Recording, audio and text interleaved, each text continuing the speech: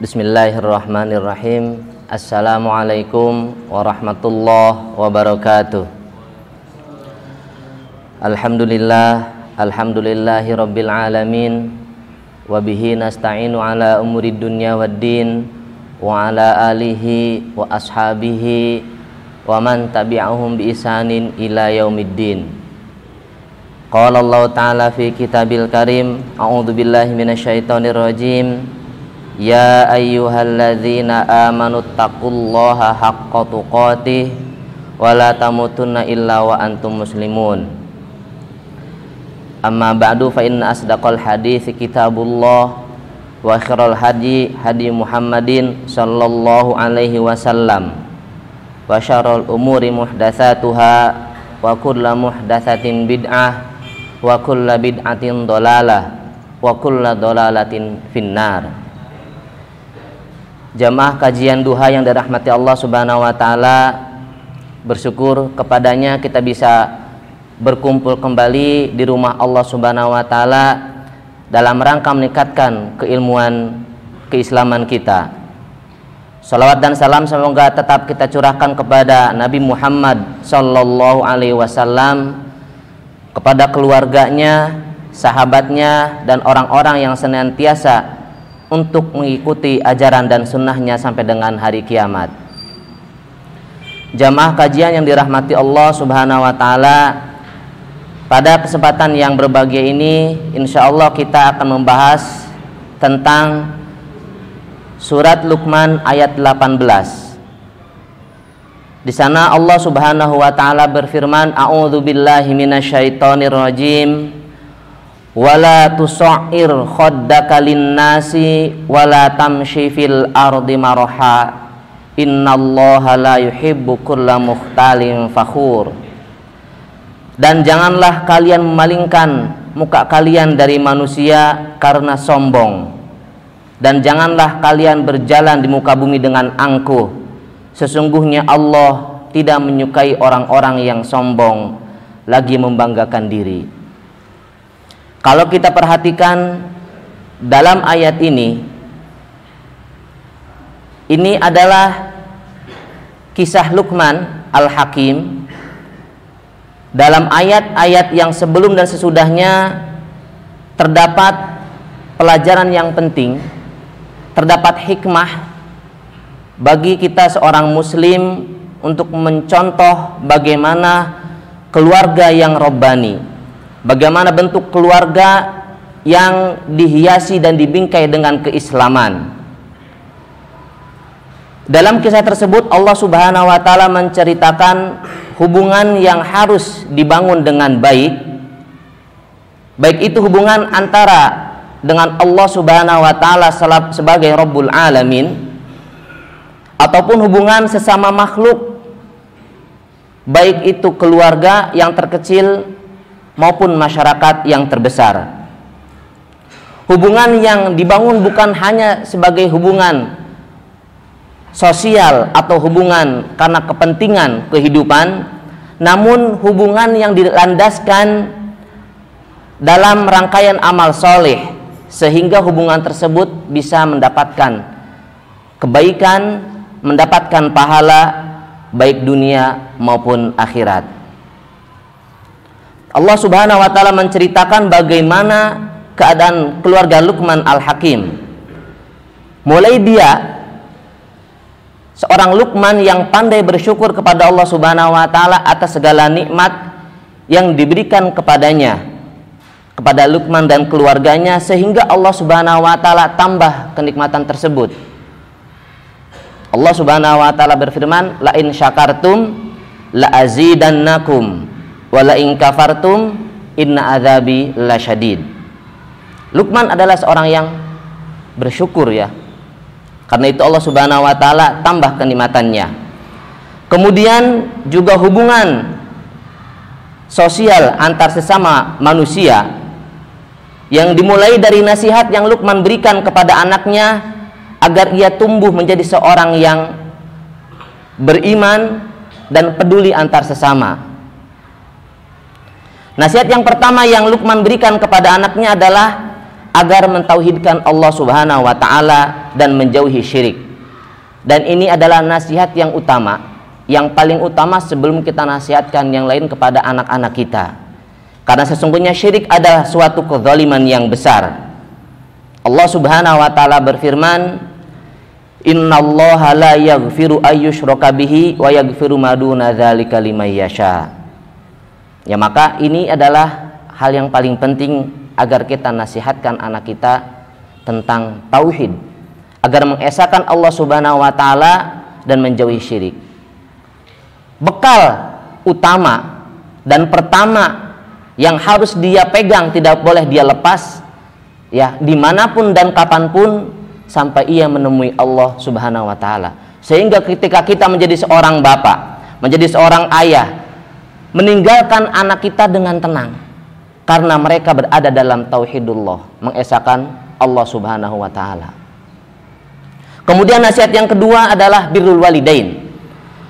Luqman Al-Hakim menasihatkan anaknya agar berbuat baik kepada kedua orang tua, terutama ibunya yang telah mengandung dirinya selama 9 bulan 10 hari dengan penuh lelah, letih, dengan susah payah, yang tidak sedetik pun janin atau kandungannya itu disimpan atau diistirahatkan dari tubuhnya, tidak, tapi senantiasa dibawa kemana saja. Sakit ikut sakit, dibawa jalan ikut jalan, naik ikut naik, duduk ikut duduk, berbaring ikut berbaring, kemanapun ya kandungan itu menyertainya. Selepas dari itu, seorang ibu tidak lepas begitu saja bayinya ditinggal, namun harus menyusuinya paling tidak 2 tahun. Ya, madrasah pertama bagi seorang anak, ya, sekolah pertama bagi seorang anak adalah ibu, di mana 2 tahun pertama dia dididik oleh ibu secara langsung. Kemudian juga tidak lupa seorang ayah, seorang bapak yang berjuang mencari rizki untuk menafkahi dirinya dan keluarganya, anak istrinya, agar mereka mendapatkan rumah, mendapatkan tempat tinggal yang layak, yang nyaman, mendapatkan makanan yang bergizi, yang sehat, yang sesuai. Kemudian jamaah yang dirahmati Allah Subhanahu wa taala, ketika Luqman menasihati anaknya tentang birrul walidain, bukan berarti ketaatan kepada kedua orang tua ini mutlak. Disisipkan oleh Luqman di sana adalah agar ketaatan engkau kepada kedua orang tuamu adalah hanya dalam rangka ketaatan kepada Allah Subhanahu wa taala. Ketika ketaatan itu dalam rangka maksiat, dalam rangka menyelisih Allah Subhanahu wa taala, maka harus dijauhi. Dan ini tidak berdosa. Dan ingatlah bahwa ketaatan itu kepada kedua orang tuamu ataupun ketaatan dalam rangka melaksanakan perintah Allah Subhanahu wa taala sekecil apapun akan dicatat dan dibalas oleh Allah Subhanahu wa taala, karena Allah Subhanahu wa taala Maha Latifun Khabir.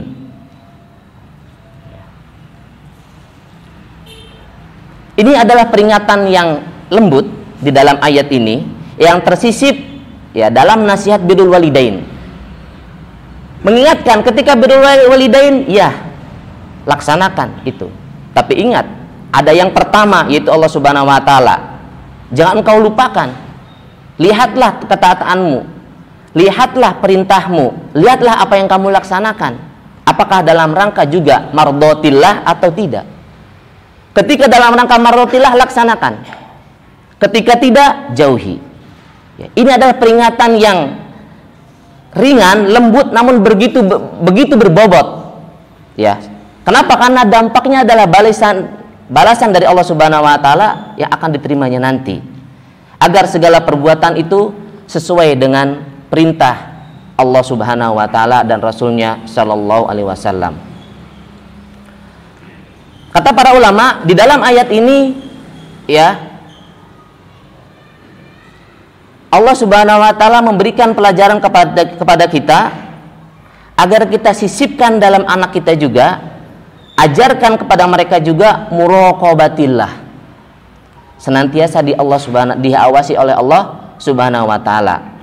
Karena pengetahuan tentang muraqabatillah, ya, senantiasa diawasi Allah Subhanahu wa taala, akan senantiasa tertanam dalam hatinya setelah dewasa nanti, sehingga dia bisa melaksanakan perintah Allah Subhanahu wa taala dan menjauhi larangannya. Senantiasa diawasi dalam segala amal perbuatannya dimanapun dan kapanpun. Kemudian setelah bagaimana nasihat Luqman membangun hubungan komunikasi, membangun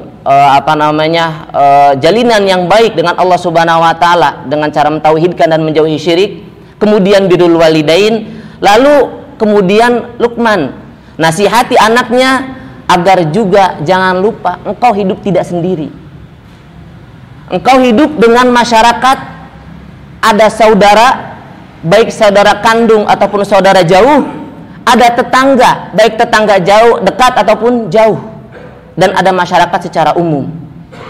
Maka engkau pun harus mempunyai akhlak yang baik ketika engkau berinteraksi dengan mereka, ketika engkau berkomunikasi dengan mereka, ya.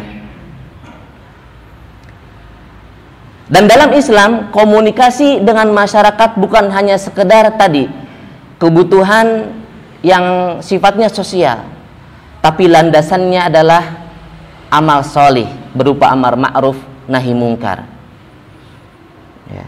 Yang sebelumnya Luqman juga peringatkan bahwa jangan engkau lupakan sholat dimanapun engkau berada, karena sesungguhnya sholat adalah ibadah yang agung, dan sesungguhnya tidak ada waktu, ya, yang paling dekat, yang terdekat seorang hamba kepada Allah Subhanahu wa taala kecuali sujud, dan sujud adanya adalah dikala salat. Sebagaimana sabda Rasulullah sallallahu alaihi wasallam, aqrabu ma yakunu al-'abd min rabbih wa huwa sajid fa aktsirud du'a, ya, riwayat Imam Muslim, bahwa waktu terdekat seorang hamba dengan Allah Subhanahu wa taala adalah ketika sujud. Maka ketika itu perbanyaklah berdoa. Jangan tinggalkan salat. Inti daripada ayat tentang Luqman ini. Lalu lanjut lagi dengan amar ma'ruf nahi mungkar tadi, bahwa dalam beramar ma'ruf nahi mungkar, ketika kita membangun hubungan dengan masyarakat sekitar, tentu saja kita dapati ada saja perbuatan, ada saja hal-hal yang kita sukai atau tidak kita sukai, baik itu datangnya langsung atau tidak langsung. Langsung maksudnya adalah akibat kita.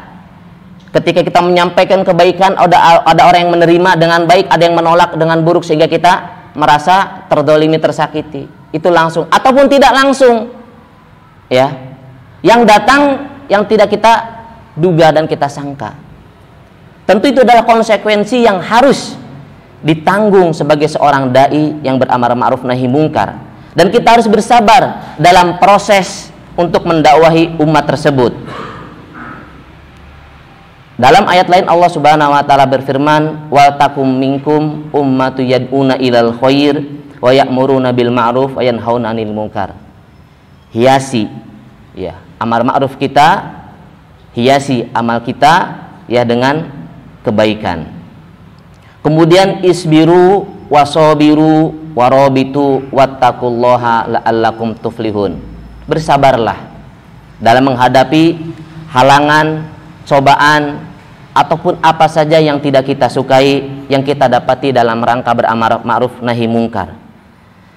Kemudian ikhwah fillah dalam Allah Subhanahu wa taala di ayat yang berikutnya, ya, yang mana Luqman menasihati anaknya agar lebih spesifikasi lagi, lebih detail lagi, bahwa ketika engkau beramar ma'ruf nahi mungkar, bahwa ketika engkau membangun hubungan, menjalin hubungan dengan masyarakat sekitar adalah wala tusair khaddaka linnasi wala tamshi fil ardi maraha innallaha la yuhibbu kulla mukhtalin fakhur.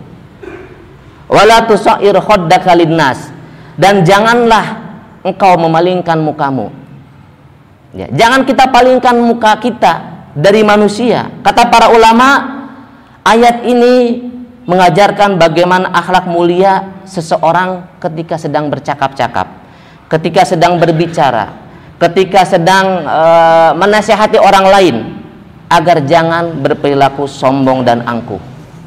Ya. Kemudian para ulama tafsir pun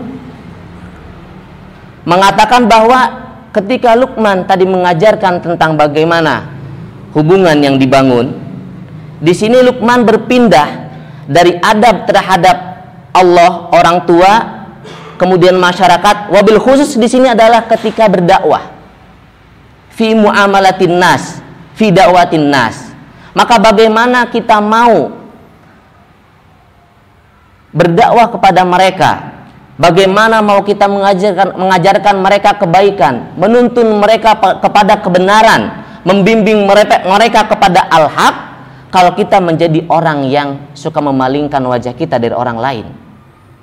Mulut kita berbicara, tapi mata kita kemana-mana. Kata para ulama, ini adalah bentuk kesombongan dan keangkuhan. Merasa dirinya berilmu, merasa dirinya mempunyai kelebihan dari yang lain.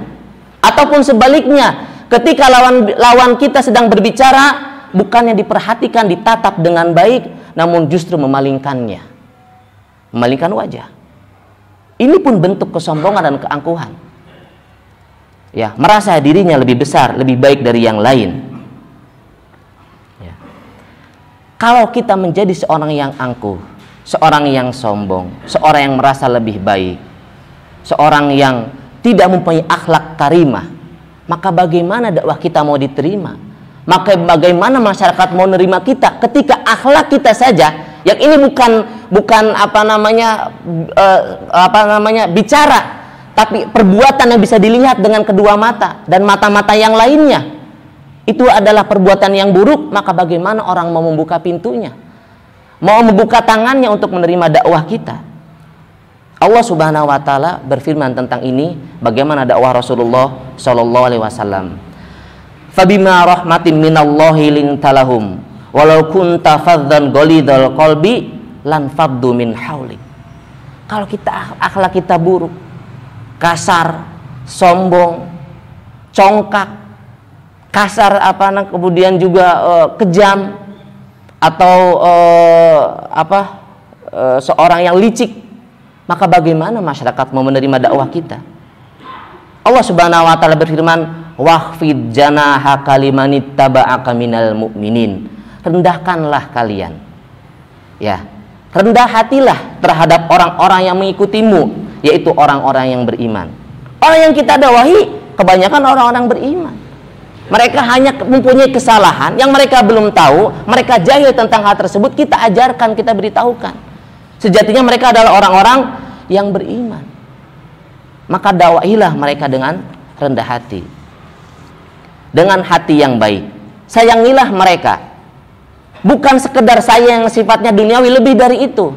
Kesayangan yang hakiki dalam Islam adalah sayangnya iman, sayangnya takwa, sayang yang akan menjadi bekal bagi dirinya sampai akhirat nanti.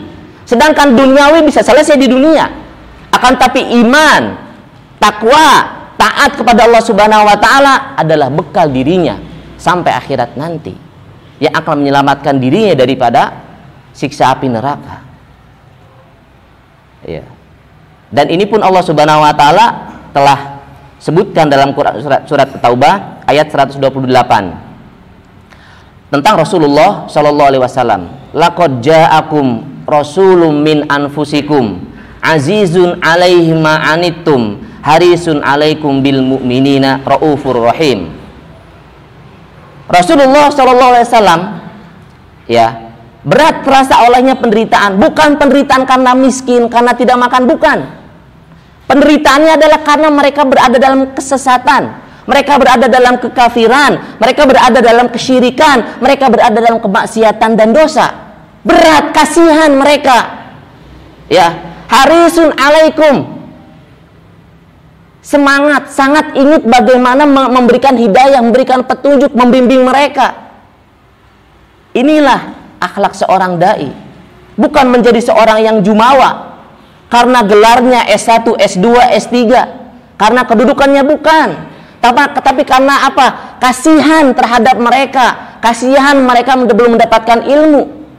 Perlu kita kasih sesuatu yang mana itu adalah bekal bagi dirinya sampai akhirat nanti, sehingga kita semangat untuk memberikan bimbingan, hidayah, petunjuk kepada mereka. Ya, bil mu'minina raufur rahim. Dengan orang-orang beriman sangat penyayang. Kita pun harus begitu. Ya, jangan ada orang yang berada dalam kesalahan gitu. Udahlah, mendingan dikasih makan aja, siapa tahu mau taubat. Gitu. Allah Subhanahu wa taala dan Rasulnya sallallahu alaihi wasallam mengutamakan dakwah tauhid. Ya. Kenapa? Karena bekal bagi dirinya ya dalam perjalanan dunia. Kemudian wala tamshi fil ardi maroha, dan janganlah kamu berjalan di muka bumi dengan angkuh. Tadi memalingkan muka karena bentuk angkuh, di sini diperingatkan lagi jangan angkuh. Wala tamshi, dan janganlah kalian berperilaku, jangan kalian beradab, jangan kalian berakhlak dalam kehidupan kalian, dalam bertatanan sosial kalian dengan angkuh. Ya. Dengan angkuh karena terlalu bangga terhadap dirinya. Ya. Bangga bahwa dia berada dalam kebenaran. Ujub akhirnya. Bangga dia seorang yang rajin beribadah, rajin baca Al-Quran, lebih berilmu daripada yang lainnya.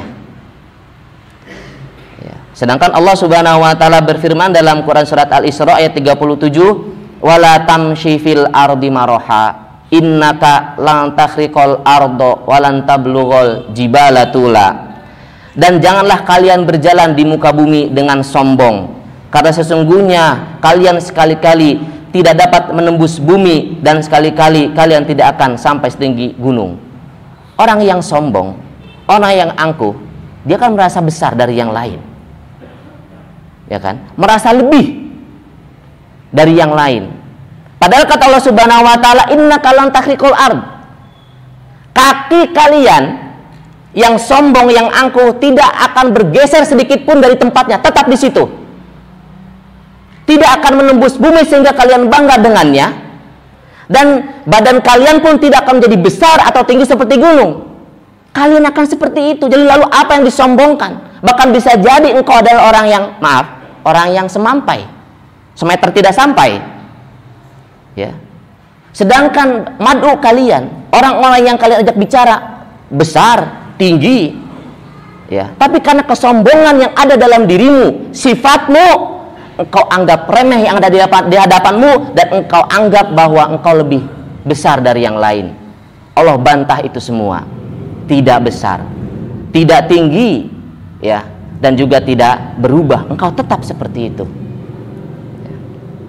Kemudian Allah Subhanahu wa taala peringatkan bagaimana seorang dai itu adalah seperti sifat ibadur rahman dalam Quran surat Al-Furqan ayat 63. Wa ibadur rahman alladzina yamshuna 'alal ardi hauna wa idza khatabahumul jahiluna qalu salama. Dan hamba-hamba Rabb Ar-Rahman adalah mereka yang berjalan di atas bumi dengan rendah hati. Ya, yamshuna 'alal ardi hauna, rendah hati. Ya, bukan sombong dan angkuh, bukan maroha, tapi hauna.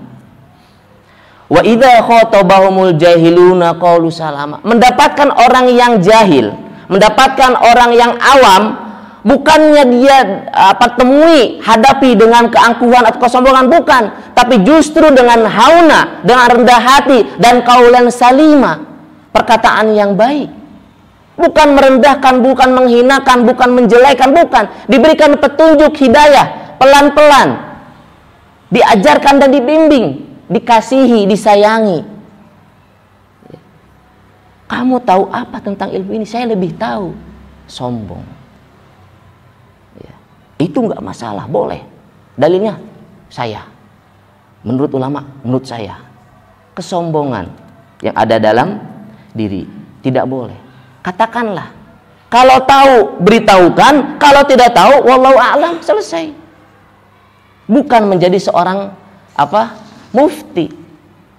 Seorang dai itu, ya, kadang-kadang bisa berubah menjadi seorang mufti ketika di hadapannya orang jahil, orang awam.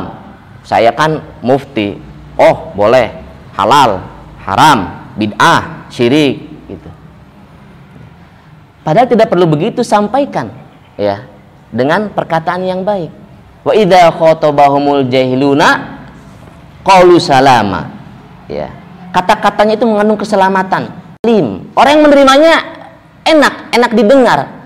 Kenapa? Karena baik ucapannya, kata-katanya. Ya. Lalu apa pula yang perlu kita sombongkan? Sekalipun berapa banyak orang yang kita beri petunjuk, tidak perlu kita sombongkan. Tidak perlu kita merasa lebih baik. Lihatlah bagaimana Rasulullah Sallallahu Alaihi Wasallam, ya, sebagai Sayyidul Anbiya, Sayyid Waladil Adam, penghulu para nabi dan rasul, penghulu seluruh makhluk, ya, keturunan Adam. Ketika Rasulullah Sallallahu Alaihi Wasallam melakukan Fathul Mekah, ya, di mana Fathul Mekah adalah salah satu peristiwa termulia, terkagum dalam sejarah Islam. Disitulah mulai, atau dari situlah berkembang Islam.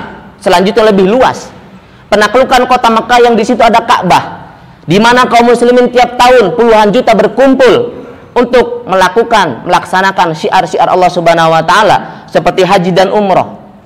Apa yang Rasulullah Shallallahu Alaihi Wasallam lakukan ketika masuk ke dalam kota Mekah? Kata para mu'arrikh, Rasulullah Shallallahu Alaihi Wasallam menundukkan kepalanya hampir saja keningnya mengenai punuk unta, tawadu'an lillahi azza wajal.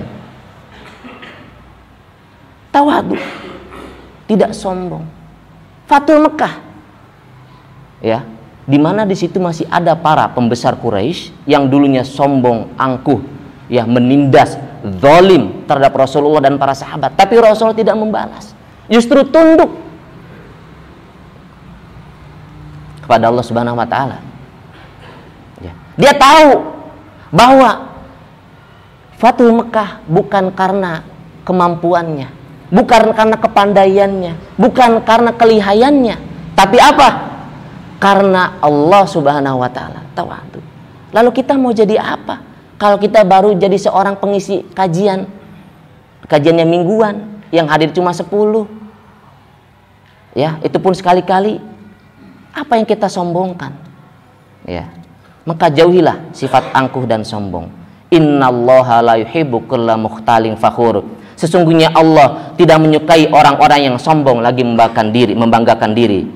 Ya, Syekh Asy'ari rahimahullah berkata mengenai ayat ini adalah bahwa janganlah bersikap sombong, yaitu begitu bangga dengan nikmat dan akhirnya lupa pada pemberi nikmat, dan jangan pula merasa ujub terhadap diri sendiri.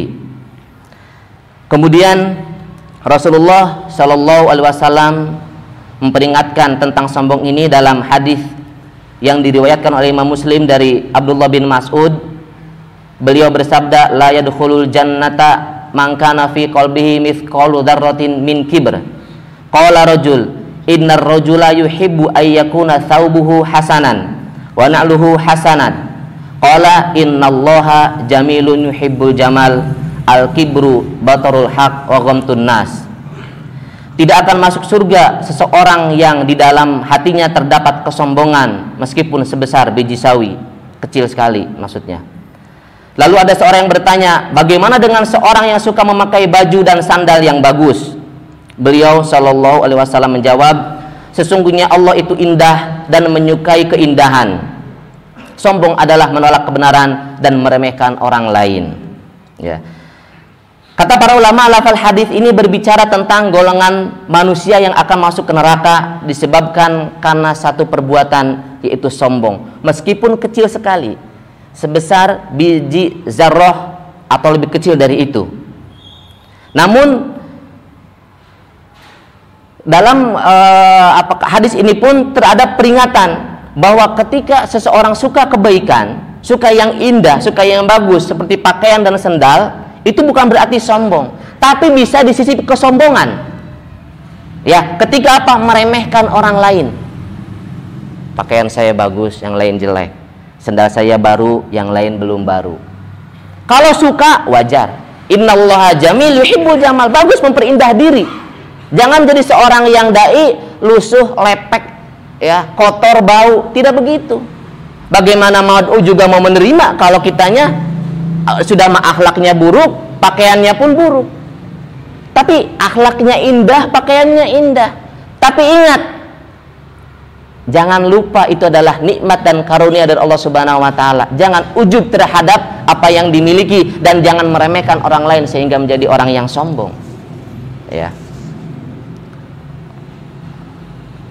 Ingatlah firman Allah Subhanahu wa taala terhadap dalam Quran surat Yunus ayat 58, Qul bifadlillahi wa birahmatihi fabidzalika falyafrahu huwa khairum mimma yajma'un. Dan katakanlah, dengan karunia Allah dan rahmatnya hendaklah dengan itu mereka bergembira. Jadi ini adalah rahmat Allah yang diberikan kepada kita sehingga mempunyai kelebihan dalam harta, pakaian, sendal, dalam kendaraan, dalam ilmu. Itu adalah rahmat, karunia dari Allah Subhanahu wa taala, ya. Kemudian karunia Allah dan rahmatnya itu adalah lebih baik dari apa yang mereka kumpulkan.